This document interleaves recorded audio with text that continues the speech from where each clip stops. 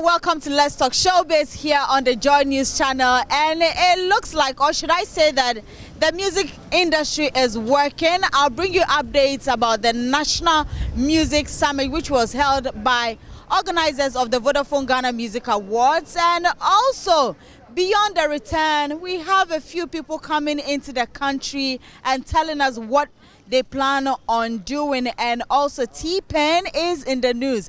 My name is Doreen Avio and the show is Let's Talk Showbiz.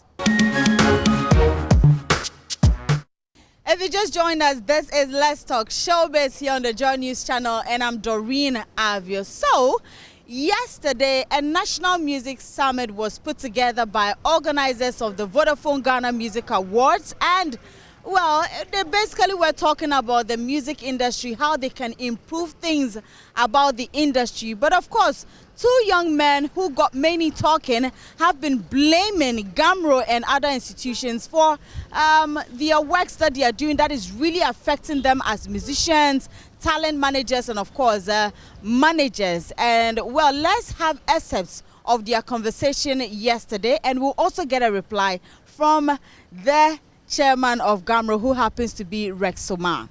Your name, please. My name is Abdul Muiz Abbas. I'm not just pissed. I'm just disappointed in my future.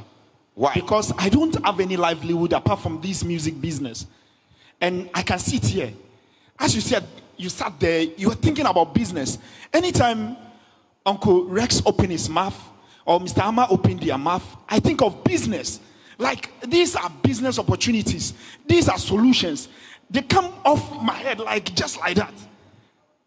My first question to them: are they too old to run this thing? Are they overburdened? Are they tired? Okay. Are they? We'll take my last part, please. Whenever they sit, yes. Uncle Rex should put himself 40 years ago when he was like me. Now there's no Uncle Ben, or Big Ben, despite Big Ben, yeah. despite and co. So the talent I manage, I hustle on the streets, I do whatever I need to do. When you tell somebody you are into music, they ask you, and then I will be. They should think about our livelihood. Okay. If there's a good system and Shatawale is getting 2 billion and I'm getting 1,000 cities, I'm okay. Because by the time I get to Shatawale, I'll be okay. And that I know there's a future. Okay. All right, I don't have a question actually, but I know the Gamro office very well. Rex mentioned that he met with Trigg and his people and one of Trigg's people. And basically what I would like to say is, it saddens me that they invited everywhere, every conference, everywhere, to go and lie and defend themselves over and over and over again. We're tired of that. Mr. Kiki Banson, I know you're looking at me a bit pissed, but I have to say the truth.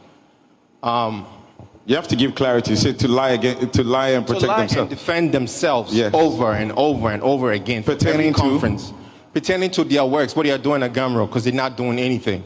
This technology issue that we are talking about login companies and stuff, ask them the money, the big money they mentioned, how much is it? Ask them about no code. No code are willing to work for free for them for about 3 years without even collecting anything. That's Kisima, it's a local one, who they trialed for 6 months and they kicked them out because when they have data, the transparency, that's what they don't like. Mr. Abraham is really in the position to do the job properly. He can do it, but he doesn't want to do it. Why would he want? I'll tell you that in chambers. I don't have too much time. But if you want to go forward, I want Charterhouse to sit down with everybody. It's unfortunate that only Trigg was a musician asked to sit on top of the panel, but there's a bunch of other ones who might actually know what's going on. Because we sat with them and talked to them and realized everything they said was a lie. From Rex to Abraham to Dana Hobson. All they tell us lies. But I have a challenge. You're pointing to lies without pointing to the lie itself. The lie itself. Oh, no. See, like I said, we've met with them. Yes. So they know us. So they know what I'm talking about. They are not investing in technology? They don't want to. Because there's Kisama. Well, but they must have a standard or a reason. Or there's no reason. Have one. They've not given a reason why they can't use the data. They give very flimsy excuses, I mean, which is number one, cost. Somebody was providing me raw data and I have to take a mic. That is a lie, because they have to give the people the data. Okay. I'm setting up something for your company. Give me the data that you want to see. I don't have, there's no way whoever's putting together a software to monitor the airwaves for Gumroad should know the split sheets. Gumroad, give me the split sheets, and I can actually put that in my tech.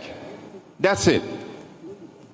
And the musicians can claim, can actually attest to the fact that they've supplied split sheets to Gumroad, because part of the thing they also. Does Gumroad ask for it? Okay, so yes, Gumroad should ask for it. It looks like we're going to go around in circles. Who needs to? Right, so those were the two young men who have got many talking, because they seem to be not to be happy about it, things that are going on in the music industry. But of course, we got replies from the chairman of Gumroad, who happens to be Rex Somah, and also the acting president of the Musicians Union of Ghana, who happens to be Bessa Simons. And well, let's hear from what they had to say about what these young men said at the National Music Summit. It's good we're talking about royalties today. Again, distribution. Money's going to the people who are due, the right people, the right owners. We haven't managed to put this in place. And all the problems were lined out today. Now, how do we find solutions to these problems? That is what is remaining now. And I think for us to find solutions, we should look at how other countries have done it. Like you heard the Nigerian counterpart said, they're still having problems, you know. And we have to bring everybody at the table and now find solutions to the problems one by one. But it starts with the first step, which is we sitting down and agreeing to the problem itself and making sure we find a solution. We should all make conscious effort. I mean, it doesn't help pointing fingers. I mean, that is one of the hazards of leadership. I mean, he's talking out of ignorance and emotionalism. He doesn't understand what is actually happening. You know, a lot of our young people, they pretend to know, but they don't know. The very reason they are fighting and the very cause they are fighting is exactly what I am there doing. Instead of them to come around and support, they sit outside and talk. This very guy who spoke, we gave them the opportunity. You say you have technology. We say bring it, because Gumroad is going around looking for technology. We had 3 companies from 3 different countries, US, Canada, South Africa. They didn't bring theirs, and you come and stand here and talk rubbish. Okay, so wait. You had a meeting with him, and you said he should just bring a proposal, and they didn't bring a proposal? Yes, it's not only him and Trigmatic. They call themselves Alliance for Change. With Rep GZP and all those. There are a lot of people. We said, Gumroad is ready. We're welcoming you. Bring that your technology. Because of them, we postponed our board meeting for more than 1 month. They didn't bring any technology, and you come and stand here and talk anyhow. Wow.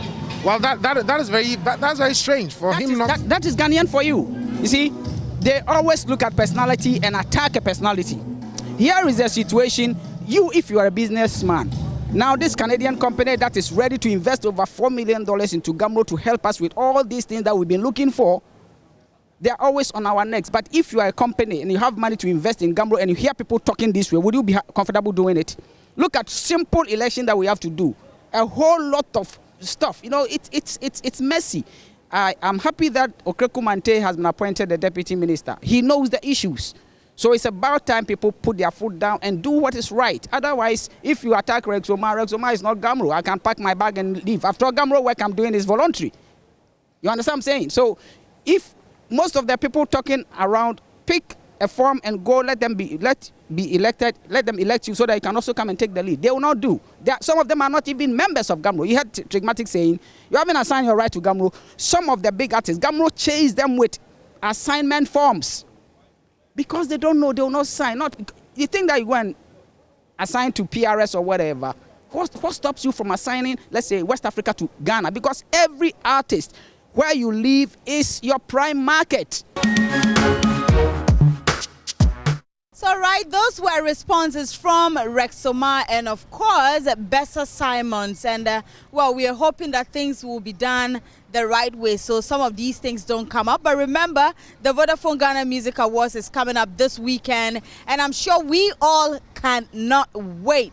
Now, away from that, as part of the Beyond the Return activities for this year, some people have actually come from the United States. And when I talk about people, I'm talking about people who can actually invest in various sectors when it comes to Ghana. I happen to speak to a surgeon, a builder, a media person, and well, they are really excited to be in Ghana and they are looking forward to do a lot of things here in Ghana. Let's hear from them. We are trying to get more people to come to Ghana to experience Ghana and see Ghana. So Afrocent Trips is the first ever luxurious trip to Ghana. As you can see from the airport to how they were welcomed, and we have some amazing experiences they are going to have in Ghana. We're going to be visiting Kakum National Park, the Cape Coast for the historical aspect. I mean, we're going to have parties. We're going to go to visit the king of Akwemu. They're going to have their naming ceremony and have Ghanaian names. Some of them are looking into real estate. We're going to visit some real estate here. So it's all about building Ghana and keeping the spotlight on Ghana. And that's what the Bridge Zone is here for. Thank you very much, JoyNews. So far, what are some of the good things you've heard about Ghana? The most amazing part about Ghana is just being back home, being with our people, just being inspired by the culture, the music, all the wonderful opportunity. And so I just feel like I'm back home. Like, this is where we come from. And so it's just amazing to have this wonderful reception of some amazing people. Wow. Is there anything you're willing to do somewhere, somehow, someday to help our health sector here in Ghana? Oh, absolutely. And it's just our ancestors' wildest dreams for me to be a cancer surgeon. So my goal is to help bridge the gap of health inequity, not just in the United States, but in Africa, specifically Ghana as well. So really try to have a segue into women's wealth, women's health, and make sure that we are going from our breast health to our best health. Even